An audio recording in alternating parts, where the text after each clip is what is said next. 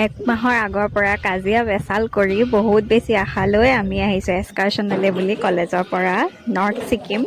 আৰু এয়া আছিল আমাৰ ৰাতিৰ জাৰ্ণি। সকলোৱে 4 তাৰিখে ৰাতিয়ে আহি কলেজ পালোহি আৰু এয়া বাছত আমাৰতো আমি আৰম্ভ।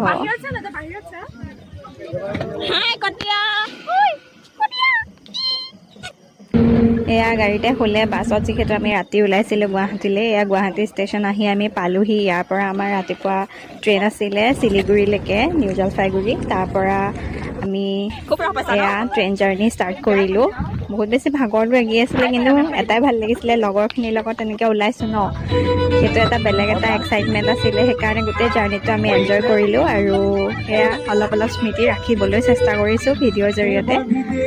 আৰু এইটো পাৰ্ট 1 আছিলে আৰু নেক্সট পাৰ্টলৈ ৱেইট কৰিব লাগিব, যিহেতু ভিডিঅ'খিনি মই এডিট কৰি আছোঁ, লাহে লাহে দিম আৰু।